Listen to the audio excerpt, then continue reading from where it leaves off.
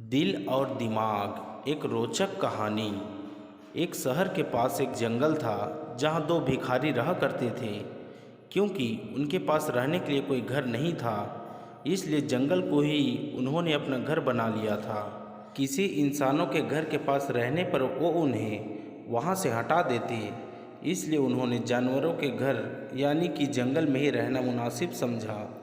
स्वाभाविक रूप से वे दुश्मन की तरह एक दूसरे को देखते थे, क्योंकि वे एक ही पेशे में थे और दोनों में एक दूसरे से ज़्यादा भीख के पैसे जुटाने की प्रतिस्पर्धा थी। दोनों भिखारियों में से एक अंधा था और एक लंगड़ा, और वे हमेशा अपने ग्राहकों को लेकर झगड़ते रहते थे। आप नहीं जानते कि भिखारी आपके बारे में क्या बातें करते हैं। उनके अपने ग्राहक हैं, उनके अपने क्षेत्र हैं। वे दोनों भिखारी लगातार लड़ते रहे। उन्हें एक दूसरे के कारण बड़ा संघर्ष और प्रतिस्पर्धा करनी पड़ती थी भीख मांगने में, इसलिए वो दोनों भिखारी सालों से दुश्मन थे।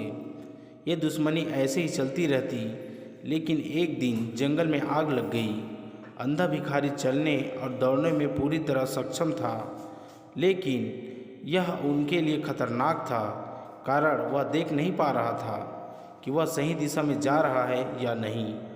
लंगड़ा आदमी सब देख तो सकता था, लेकिन अपने आप नहीं चल सकता था।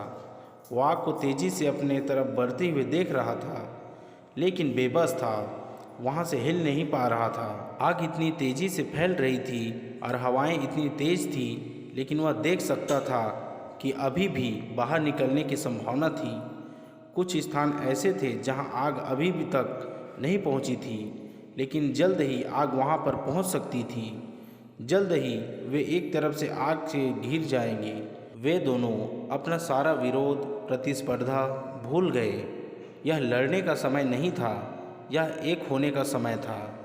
और उस अंधे ने लंगड़े को अपने कंधे पर उठा लिया और वे एक शरीर की तरह काम करने लगे।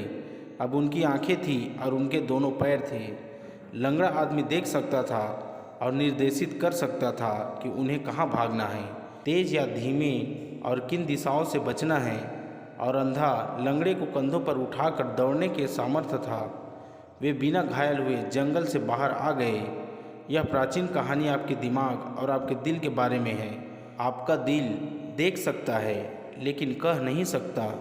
आपका दिमाग कह सकता है लेकिन देख नहीं सकता।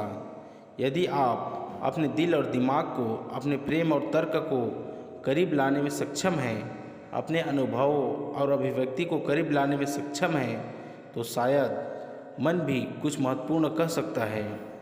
यह पूर्ण नहीं हो सकता है, यह संपूर्ण अभिव्यक्ति नहीं हो सकता है, लेकिन यह सही दिशा में एक संकेत हो सकता है।